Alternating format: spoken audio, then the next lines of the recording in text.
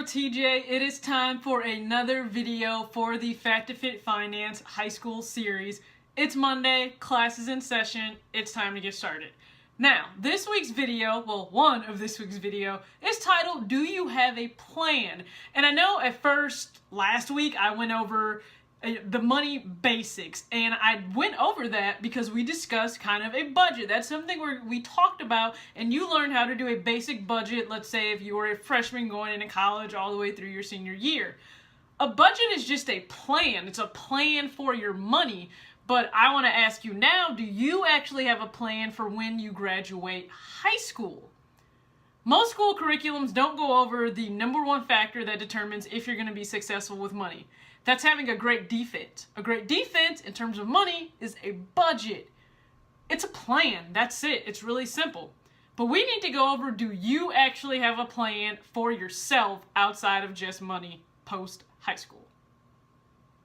I want to introduce you to the Passion Planner. If you haven't heard of this, it's amazing. It's a company that was actually started by a 26-year-old, well now she's 26, female CEO running it. I mean, she is the definition of a girl boss. This Passion Planner really puts all other planners to shame because a lot of them are practical, but this one is personal. It allows you to reflect, you map out plans, and that's the important thing that I want to go over. I want to go over the very first thing you do when you have this Passion Planner is you need to create a passion roadmap. Why? You need a plan. You need to be able to visualize where you see yourself in 3 months, in a year, in 3 years, in 5 and 10 years, for your lifetime. You need to be able to establish those goals. And of course they change over time, but you at least need to have some idea of where you want to go and the kind of plan you want to have. Now, this is what a passion planner or the basic one looks like.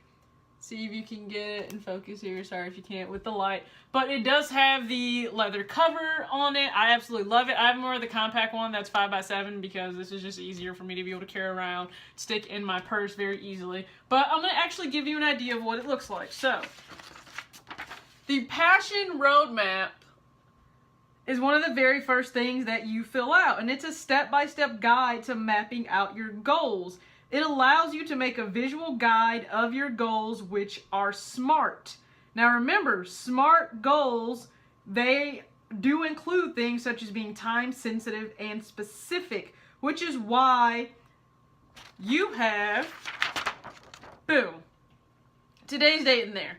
So, you have the wish list, and this is going to be, so if it was today's date, when this video is airing for Monday, you would put that date in there. And then as you can see, it has you have 3 months, you put a date, a year, you would put a date, 3 years, you would have a date, and then simply lifetime.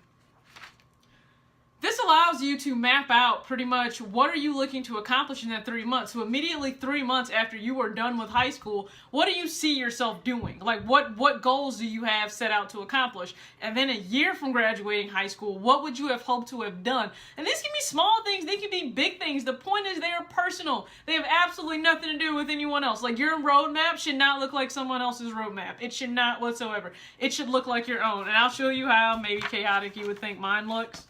This is kind of mine, so you can see, you can make it colorful, you can highlight, you can accentuate different things. So when I first decided to do this, it was near the start of this year, for January 16 of 2017. So yeah, this is what my passion roadmap kind of looks like. But I want you to be able to ask yourself a few questions when you're about to graduate high school. You know, do you have a plan? Do you know where you see yourself in 3 months? Do you know where you see yourself in a year? Take some time right now and ask yourself that. When your plan isn't clear and it's just really vague, you have a wish. You have a dream, but it's not actually probably going to get you anywhere because you haven't laid out any steps of how you're going to get there. And this is what's so important is a lot of people simply fail to succeed because they don't plan. I know it sounds extremely cliche, but it's very true. Do you see my shirt here from a trainer I love, absolutely follow, Katie Hearn? Go ahead and just a shout out to her. But as you can see, dream, believe, achieve. That's the message that she gives to all of her clients. And it is great to dream, it is great to believe, but she actually has achieve on there because she wants you to achieve your goals. I want you to achieve yours after high school, so you need to have a plan. And it needs to be thought out, because you need to be able to measure, am I successful or have I failed, and at what point did I fall off the wagon and not follow the steps that I needed to, and where do I need to tweak it, where do I need to maybe go ask for advice from an older, wiser person. All of these things can help you, because what I want you to be able to do is look back in 3 months or in a year, in 3 years or 10 years, and be proud of all that you've accomplished for you, not based on what anyone else or society thinks that you should have accomplished in this time. I want you to be able to do what Matthew McConaughey answered for a question. Someone asked him, who is your hero?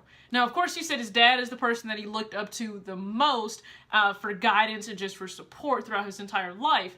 But in terms of his hero, he said, the person that I am 10 years from now. So what I want you to think about is, you're in high school right now and you're looking to graduate very soon.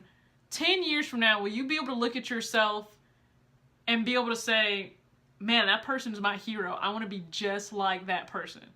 If you can't do that, you might have actually failed to succeed.